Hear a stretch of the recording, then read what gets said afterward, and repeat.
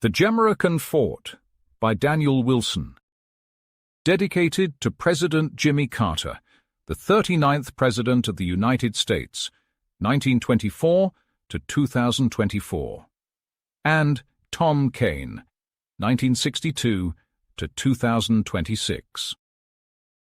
Oh, say, can you see, by the dawn's early light, what so proudly we hailed at the twilight's last gleaming, whose broad stripes and bright stars through the perilous fight o'er the ramparts we watched were so gallantly streaming, and the rocket's red glare, the bomb bursting in air, gave proof through the night that our flag was still there. Oh, say, does that star-spangled banner yet wave o'er the land of the free and the home of the brave? Chapter 1. Jordan watches the news while having breakfast. About last Wednesday, I believe, in Philadelphia, Pennsylvania, Jordan Harold Borkson came downstairs, right now. When I first heard his last name, I thought of replacing the O in bark into Bork. Then I added son to make it Borkson. This morning, Jordan Borkson went to the kitchen and makes himself pancakes. The listeners were obvious. No, you are all mistaken. This morning, Jordan Borkson went to the kitchen and rapidly ate a bowl of kicks. And grand old America was watering a small, very healthy-looking potted geranium. 10 times great-grandfather, grand old America. You are absolutely sure this is my lucky shirt? Jordan said. I gotta be ready for the 4th. Ready, son? Said grand old America without looking up. You're not just turning 16, you're turning 16 on the day. Of course it's lucky. That shirt was woven from the very same cotton my first wig was made from. It breathes freedom, Jordan. Jordan gazed at the TV and nodded proudly. Well, that's good then. I can practically smell the democracy. Suddenly, Jordan got news that tore the United States apart. It went like this. And in today's international headlines, tensions continue to mount over the rapidly approaching Independence Day celebrations. Sources confirm that the notoriously anti-holiday activist Boston McJebbers is finalizing plans for what he calls the American silence. Oh no, Jordan thought. Not again. That limey Looney Tune again? Grand old America scoffed. He's been trying to cancel us since MD Stream 6012. He's persistent, I'll give him that. He's also profoundly un-American. The Constitution does not provide for the cancelling of a birthday party, especially mine. And mine? It's my 16th, said Jordan, getting up distressed. He didn't want the 4th to be silenced.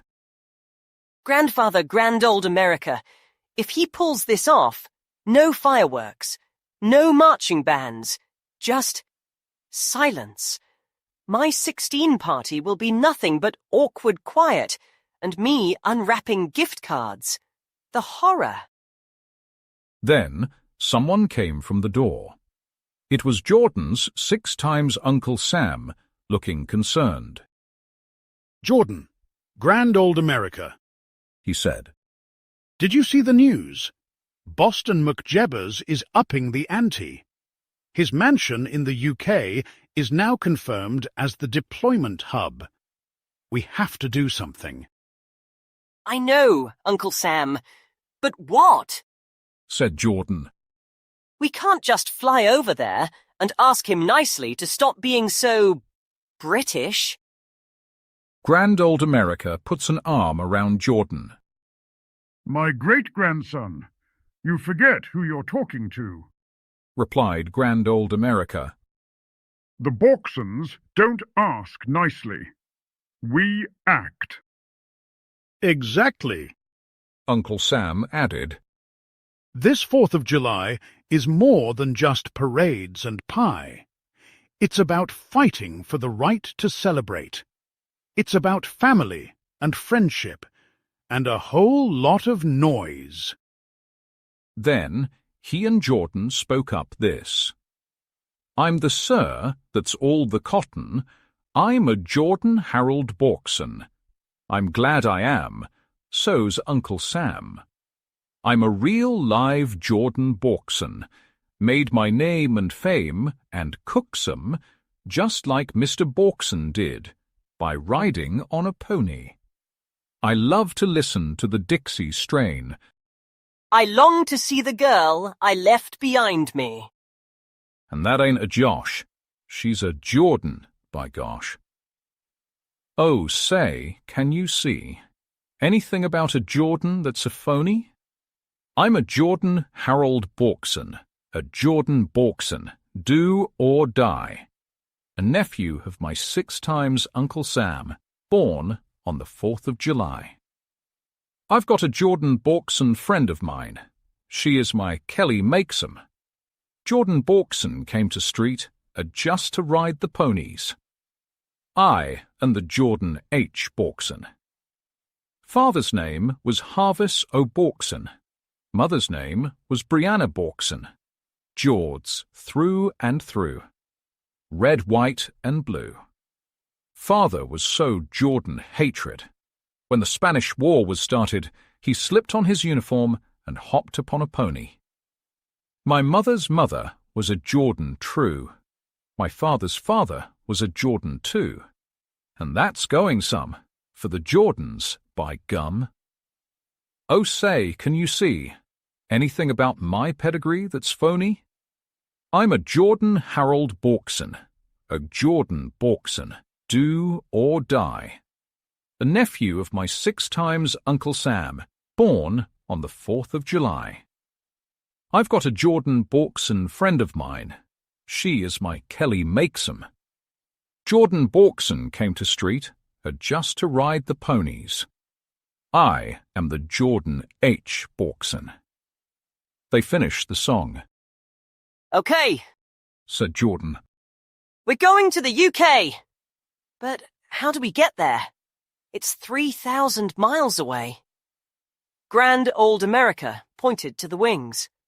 We'll take the only mode of transport fit for a true American mission of absurdity. The Liberty Belle. Now go pack your imaginary friends. We are sailing at noon. Jordan stared, wide-eyed, at grand old America and Uncle Sam.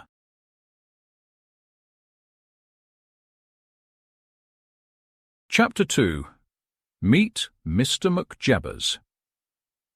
You can't be in London for long until meeting Boston McJebbers. He's the meanest person in the United Kingdom. That same day, he stands with a large calendar that is circled with JULY 4th MMXXVI, while Butler McRebbins is polishing an already spotless silver bell. The sheer, unmitigated audacity of it, Said Mr. McJebbers, tapping the calendar. The noise, the garish, retina-searing colours, the appalling lack of decorum. Sir, Said Mr. McRebbins. you speak of the American Independence Day. I speak of an international nuisance. A day dedicated to the celebration of volume and pyrotechnics. It disrupts me perfectly scheduled contemplation. It ruins the integrity of a perfectly quiet summer. Quite. And the deployment of the American silence, sir. Is the calibration complete? Nearly. Oh, Butler McRebbins, this is me masterpiece. The culmination of decades of anti-festive research. The gears are designed to generate a negative sound wave, a field of absolute stillness that will blanket the globe. It will neutralize the frequency of every firework shell, every booming cannon, every single note of that wretched Yankee Doodle. A truly magnificent endeavour in global quietude, sir. But, if I may inquire, why such specific animosity toward the 4th of July, rather than, say, New Year's Eve? New Year's Eve is merely amateurish, Butler McRebbins. They celebrate a date. The Americans celebrate a breakaway, a rude, unceremonious departure.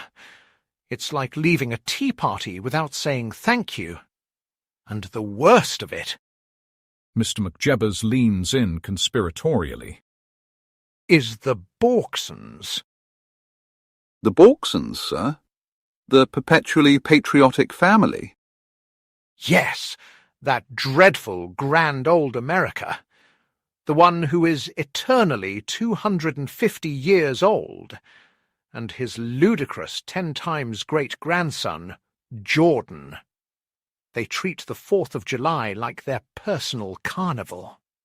I've tried to stop them with strongly worded letters, with boycotts, even with poorly thrown scones. Nothing works. But the silence. Mr. McJebbers lets out a dry, evil chuckle. The silence will not only silence their celebrations, it will erase the very possibility of noise. Silence is golden, Butler McRebbins, and soon it will be the only colour on the global palette. And what if they attempt to intervene, sir? They are known for their dramatic transatlantic ventures. Mr. McJebbers takes out a pair of comically large binoculars. Let them come. The Borkson family is loud, yes, but they are utterly predictable. They will come on some nonsense, antiquated conveyance. A small boat, perhaps? They'll bring their preposterous friends, those imaginary mascots. Let them try their best. Me estate is protected by the insurmountable force of the British indifference. No silly American plot can penetrate the walls of proper, well-mannered gloom. Now, Butler McRebbins, is the afternoon tea ready? I require a strong Assam before I finalise the silence. Immediately, sir. But first, there is a small matter of this American breakfast cereal box I found washed up on the shore this morning. It seems to have been dropped. Mr. McRebbins presents a recognisable box of cereal. Mr. McJebbers shouts out, G-E-T-T-H-A-T, T-H-A-T, crunchy, overly, sweetened, raw, cutting, abomination, out of Ms. Itched. It is an omen. They are coming. Chapter 3. Bumble comes along. Meanwhile, back in Philadelphia, Pennsylvania, Jordan and his baker friend, Kelly Grains, were loading oversized, brightly coloured props onto the boat. Okay, the star prop for Professor Butterfly is on board, said Jordan. Now we just need the cloud for Kitten and the absurdly complicated geometric shapes for Orbette.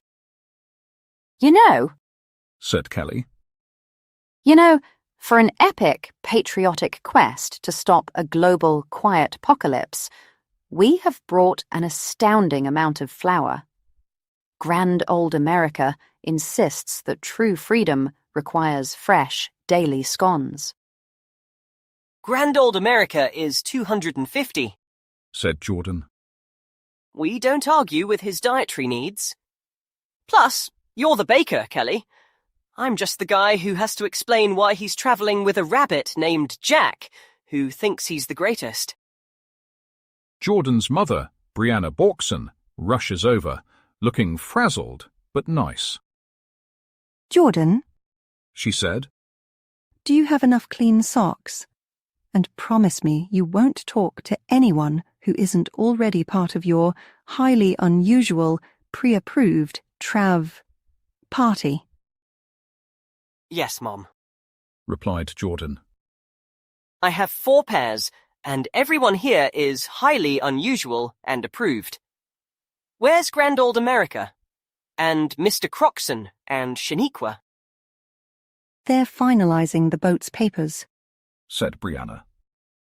Apparently, a 250-year-old figure and his 28-year-old partner sailing to the UK on a nonsense steamboat requires several forms in triplicate.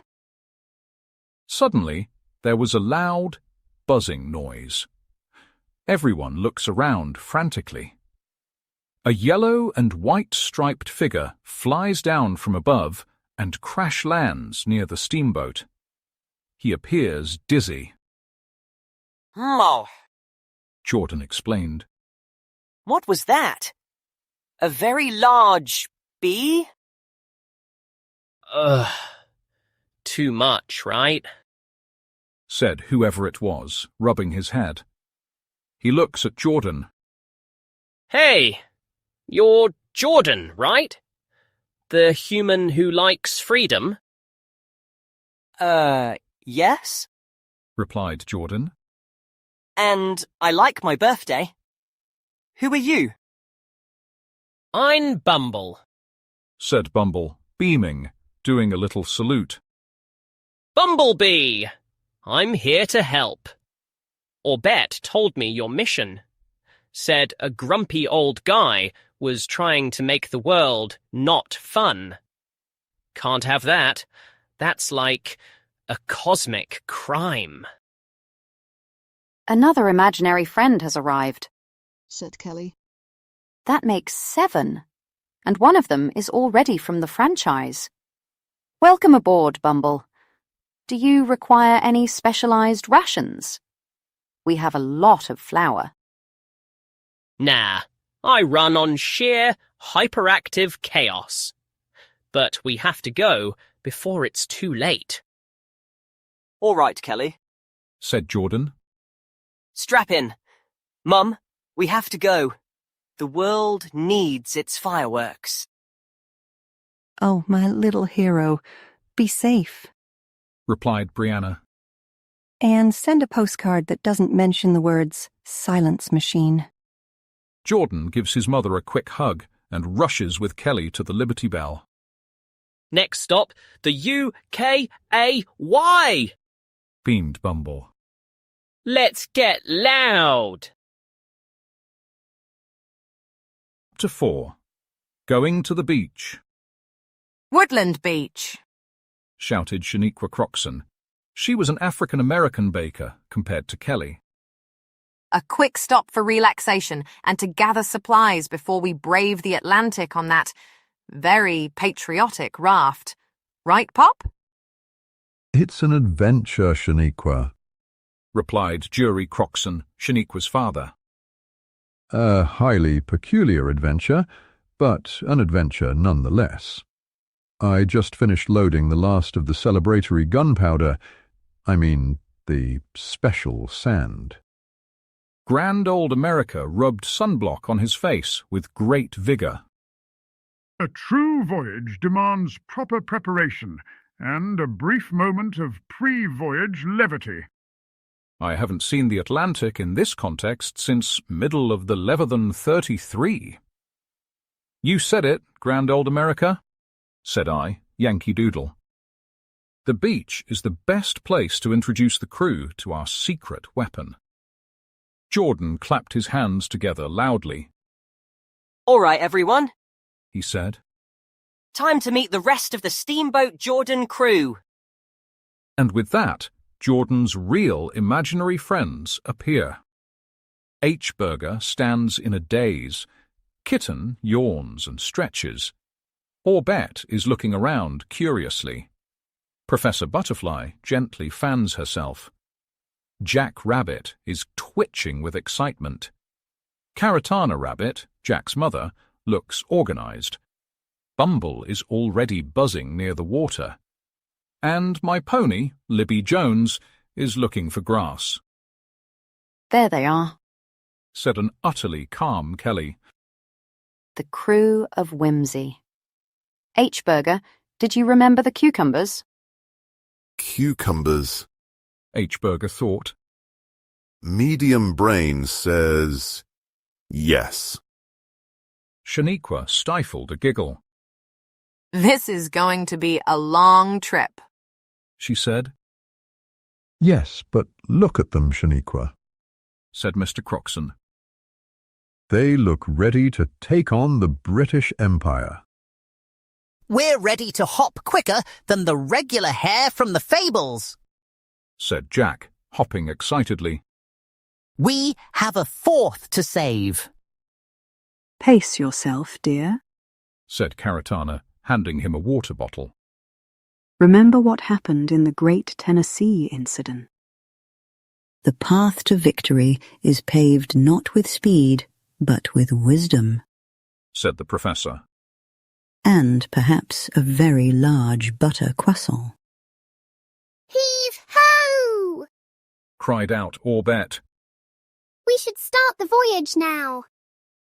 Not quite yet, Orbette. Jordan told Orbette. We need Kelly's final supply check. She's the baking pro. Jordan then walks over to Kelly, who has 2 large, identical rolling pins. Everything okay, Kel? Jordan whispered to Kelly. You seem unusually tear-free, even for you. It's the sheer pressure, Jordan. Replied Kelly. Everyone expects the perfect pastries for the 4th of July party. And with Shaniqua here, who is also an excellent baker, the competition is on. I'm worried about my technique. You too, Kelly. Added Shaniqua. I've been stressing about the humidity affecting my meringue. It's one thing to fight British anti-patriotism, but it's quite another to fight a sagging lemon bar. The Crew of Whimsy and I watched the 2 bakers commiserate as they and Jordan spoke up this. I'm the sir they call Jordan H. Borkson. Got a friend of mine to teach a lesson, neither big or little. She's the rabbit's nickel. She is named Kelly R. Grains. When it is lunchtime, when the break is done, and they seem tired like they're sorrowsome, I just turn my heel to the steakhouse meal, and you'll hear me sing this song. Oh, the old macat with his meow, meow, meow. Old Ray Chound with his bow, wow, wow. The clocks tick-tock, and the mules hee-haw. Gosh, what a racket, like an old seesaw. I have listened to the cattle say their ma-hoo, and I've heard the chicken balk his bucky blue. With the pigs and the horses, they all sound like the Borksons. When I see my little Kelly, bake some, Mr. Croxon. Libby Jones, grand old America, and I exchange a knowing look. Mind the music and the step, bakers, I said. The Liberty Belle is ready to launch. Everyone quickly board the Liberty Belle.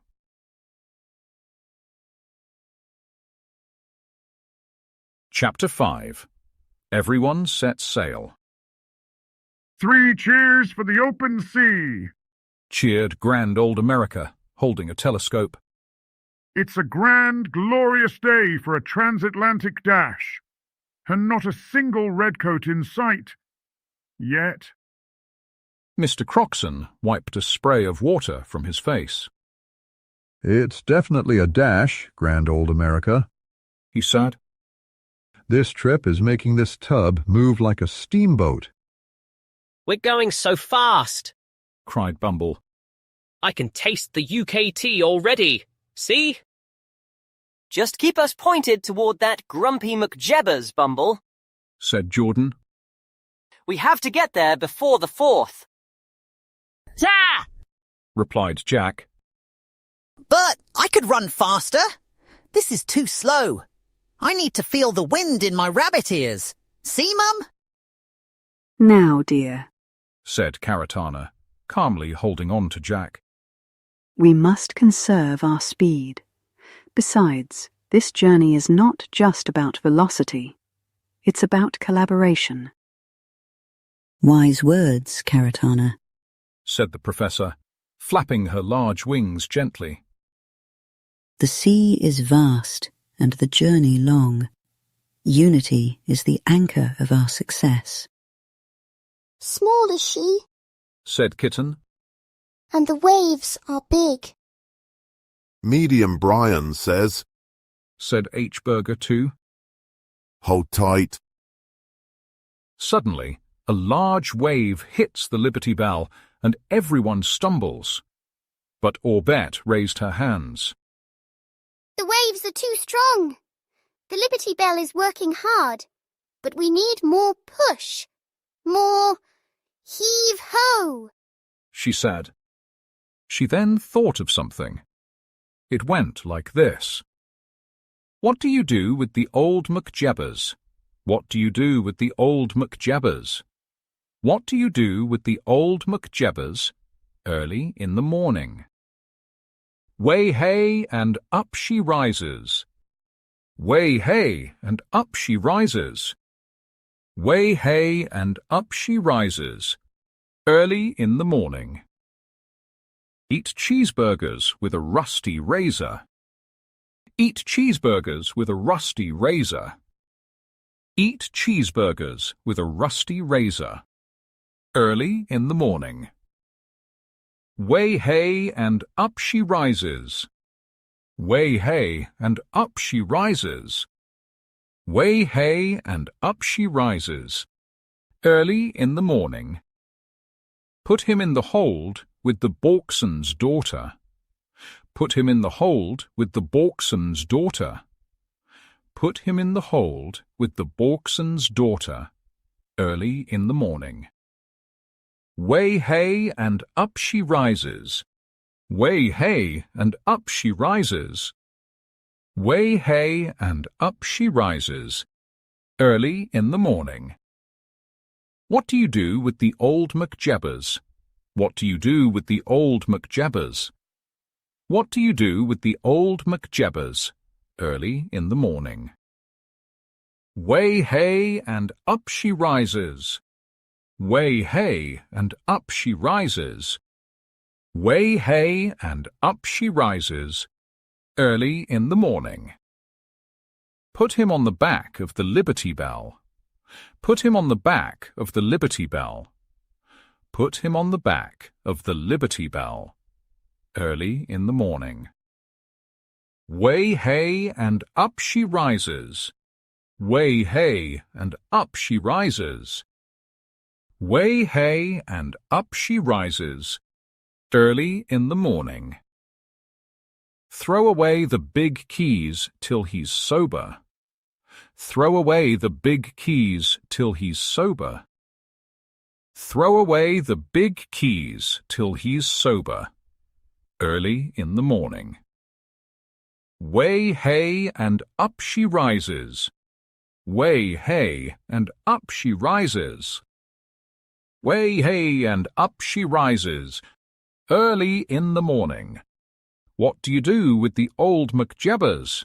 What do you do with the old McJebbers? What do you do with the old McJebbers, early in the morning? Way hey, and up she rises. Way hey, and up she rises. Way hey, and up she rises, early in the morning. What do you do with the old McJebbers? What do you do with the old McJebbers? What do you do with the old McJebbers, early in the morning? Way hey, and up she rises. Way hey, and up she rises. Way hey, and up she rises, early in the morning. Everyone cheers, and the lightning returns to normal. Well, that was certainly energetic, said Kelly. The magical intervention of an orb seems to have improved our nautical situation. See? Teamwork, said Shaniqua. The Crew of Whimsy bring the chaos energy and the rhyming chorus. Grand Old America patted on the head. Splendid work, Orbette, he said. You have the spirit of a true American patriot, even if you are just a regular yellow ball. Jordan looked at the horizon. Look, the waves are calmer. We made it through the rough patch, he said.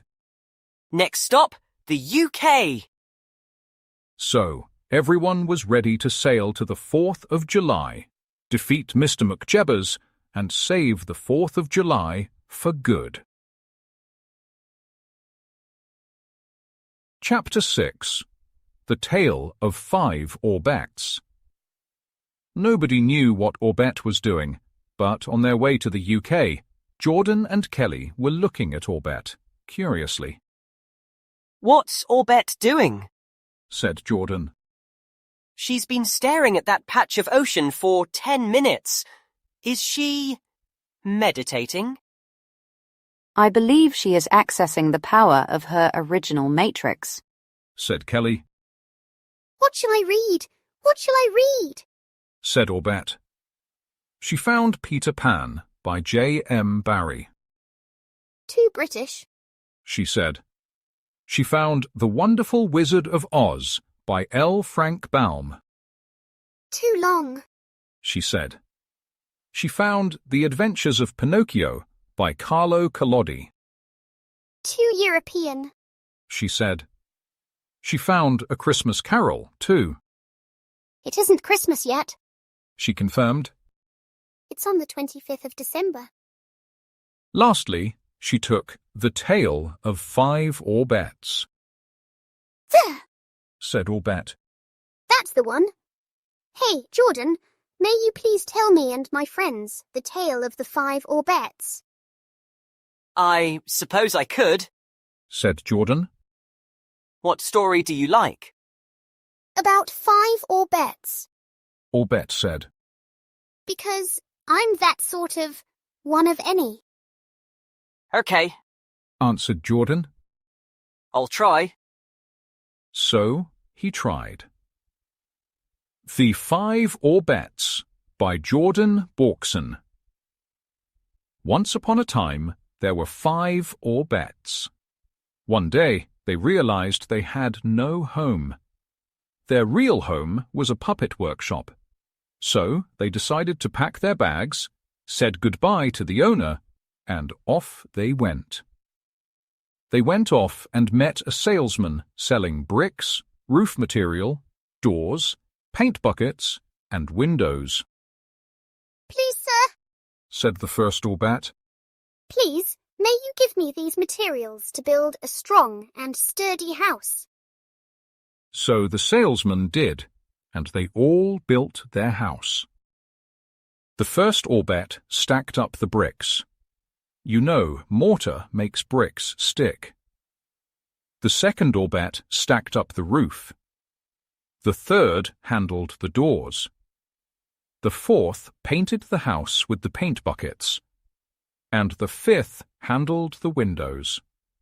When it was finished, they beamed at themselves, cooked a nice old fried chicken, and lived happily ever after. Everyone applauded. Very well done, Jordan, said Orbette. That story made me want to cook. I will make fried chicken, apple pie, and biscuits. Well, at least we won't be bored, replied Jordan. Onward, I guess. Chapter 7. Orbette, the Chef and Baker. Everyone was waiting for Hawes, because there was no sign of the UK. But Kelly and Shaniqua looked sceptical, watching Orbette cook. Did anyone else hallucinate that the clouds were shaped like tiny versions of George Washington? Said Jordan. This trip is taking its toll. Hallucinations are merely your brain grasping for patriotic content, replied Grand Old America. I say, I said, Orbette's cooking pot smells unusual. Kelly fussed with her rolling pin. It smells like oil and apples, she said. Orbette served a large plate of fried chicken, apple pie, and biscuits. Dinner is served. The Orbette meal, she said triumphantly. There was never a meal like this, that H-Burger eats a biscuit. Medium Brain says, spicy, he commented. Jack eats a slice of the apple pie. Whoa!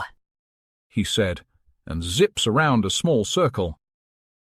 Instant energy boost. I feel like I could run to the UK myself. Caratana eats the second slice. It's surprisingly restorative, she said. Thank you, Orbette. As Uncle Sam, said Uncle Sam, I feel it is my duty to preserve the Borkson line. Perhaps one of the youths should sample this first. As Grand Old America, said Mr. Croxon, I feel it is my duty to preserve Grand Old America. You first, partner. Nonsense, replied Grand Old America. In Middle Tennessee 76, we ate things that were far more dubious. For freedom.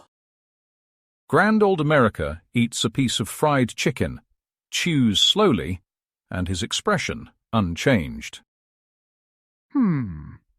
It tastes exactly like victory, and also a big, spotless bone, he said. It's certainly powerful. Jordan eats the second piece. Wheel! He cried out. I feel like I can understand the professor's wise pronouncements now. The soup grants clarity, said the professor. Wise is she, and now wise are you. Kelly felt defeated, picking up her spoon. Fine, she said. If I am going to deal with Boston McJebbers' dreary mansion, I need sustenance. Kelly and Shaniqua eat pieces of the fried chicken and exchange looks of stunned agreement. It's actually delicious, Shaniqua said. in a terrifying, non-Euclidean way. It's the perfect balance of savoury and sweet, said Kelly. Full power, Bumble and Yankee Doodle, shouted Jordan, rushing to the bow of the ship, now full of manic energy. The food has given us the strength to face the final acts of absurdity. Let's save my birthday and the 4th of July. Yay, HW! cried out Bumble. We're almost there. I can smell the disappointment coming off that old man's mansion. But I was asleep and didn't know about the food. We've been saving the 4th of July without you, Jordan, I said. 8. Next stop, the UK. It took long enough, but at long last we finally made it to the UK. We got there to London by going to Severn Beach and going to London by plane. Me and Libby Jones were so excited I nearly lost Macaroni, the feather. Well, we many it, said Jordan. Feels a lot less fireworky here. The air is thick with disappointment. This, Jordan, is the aroma of bad vibes, said Grand Old America. a profound lack of liberty. Look at that monstrosity. Uncle Sam points to Mr. McJebbers' mansion. The mansion? It's massive, he said. And we're close to the American silence. It looks efficient, which is terrifying, replied Kelly. I brought enough flour to bake a cake the size of this boat, but I don't know if I brought enough courage. We didn't cross the entire Atlantic fueled by food and patriotism to back down now, said Shaniqua. We need a plan. Wisdom suggests that direct confrontation may not be the wisest first step, suggested the professor.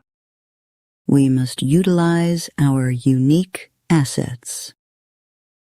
We are the unique assets, cried Orbette.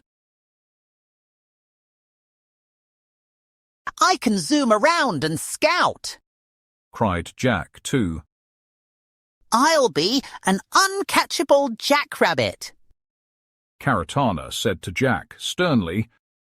Stay focused on the mission, dear. Suddenly, Kitten lets out a loud yelp. Yow? Small is she, and that man is very grumpy. Butler McRebbins exits the mansion and stopped us. Halt! He cried out. You are trespassing on the estate of Mr. Boston McJebbers. Kindly cease the brightly coloured intrusion and remove that edible character from the premises. We're here to stop the American silence, replied Jordan. You tell McJebbers he can't cancel the 4th of July. Sir will not be delayed by colonial sentiments, sighed Butler McRebbins. You are too late. Bumble buzzes loudly to Butler McRebbins' face. Too late? He cried. Says who, Mr. Frowny Man? We're Bumble and the gang. We always show up just in time. Butler McRebbins didn't flinch. A persistent insect, he said. Just like the general concept of American celebration. Grand Old America stepped forward. We are the Borkson family, sir, he said. We invented persistent celebration. We are the 4th of July. You are a minor nuisance, cried Butler McRebbins. Now, I must request that you surrender your festive gear, your overly bright shirts, and your imaginary friends. Then you may wait politely for the global silence to begin. Not a chance, cried out Jordan. Imaginary friends cause an absolute distraction. Bumble led the imaginary friends. Operation Chaos is a GO, led Bumble. H-Burger clumsily tips over a large stone urn. Jack zips around Butler McRebbins, kicking up dust. Kitten and Orbette start a noisy, colourful flurry. Butler McRebbins pulls out a small, antiquated net and said, One always keeps a butterfly net handy when dealing with the enthusiastic. Chapter 9. Mr. McJebbers' Defeat. While we were fighting, Mr. McJebbers came out of the mansion and shouted out, waving a wrench. Cease the colonial ruckus at once. You've ruined the calibrated quietude of me lawn. Global silence is moments away.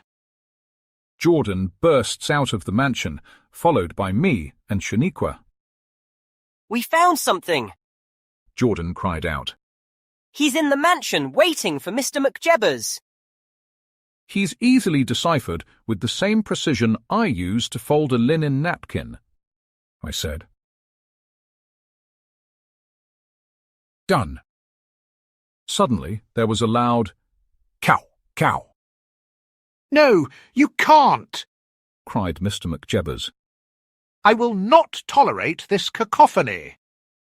Then someone comes out from the door. It was Muracore Eagle, Grand Old America's pet eagle. He took Mr. McJebbers and Butler McRebbins by the coats, and took them far, far, far, far, far, far, far, forever, far, far away. You can't cancel the 4th of July, Mr. McJebbers, shouted Jordan to them. It's more than noise, it's a spirit.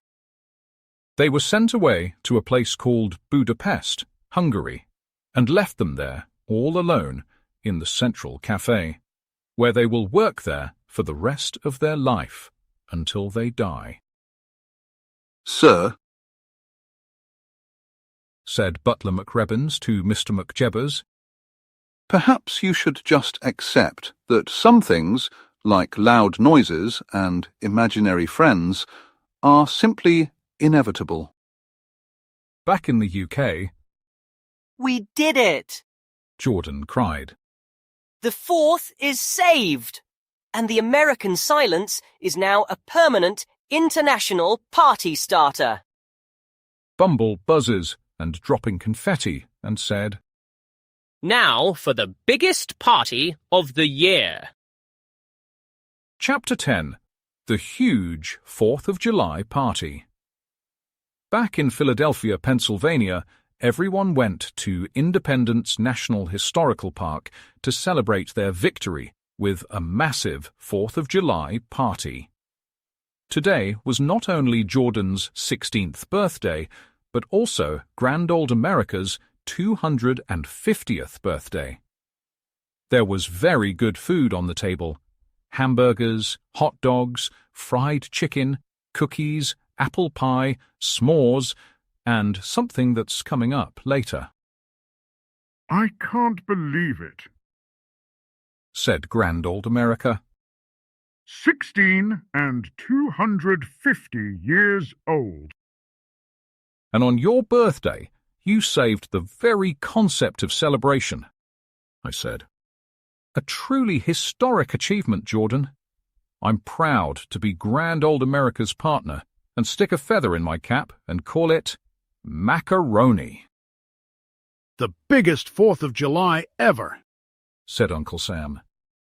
And it's all thanks to the Borkson resolve and a few very chaotic friends. Kelly and Shaniqua present a cake, but it isn't any ordinary cake. We decided to stop worrying about competition, said Kelly. We combined our flour, our skills, and our sheer, tear-free determination. It's a 3-layer masterpiece. Said Shaniqua. Red, white, and blue. That's all for you. A true unity cake. It's incredible, said Jordan. Thank you, Kelly and Shaniqua, said Grand Old America. Mr. Croxon raised a cup. To Jordan Borkson and Grand Old America, he said. The saviours of Sweet 16 and Big 250 and the 4th. Everyone cheers. Hugh R.A. I couldn't have done it without you, everyone, said Jordan softly. You're the best, most real imaginary friends a person could ask for. Friendship knows no boundary of reality, said the professor. Wise is she. Small is she, said Kitten, purring happily. but happy now. Jordan nodded and said something like this. There's a feeling comes a stealing, and it sets my brain a reeling, when I'm listening to the music of a military band. Any tune like Yankee Doodle simply sets me off my noodle. It's that patriotic something that no one can understand. Way down south in the land of cotton. Melody untiring, ain't that inspiring? Hurrah, hurrah, we'll join the Jubilee. And that's going some for the Yankees, by gum. Red, white and blue, I am for you. Honest, you're a grand old flag. You're a grand old flag, you're a high-flying flag, and forever in peace may you wave. You're the emblem of the land I love, the home of the free and the brave. Every heart beats true 'neath the red, white and blue, where there's never a boast or a brag.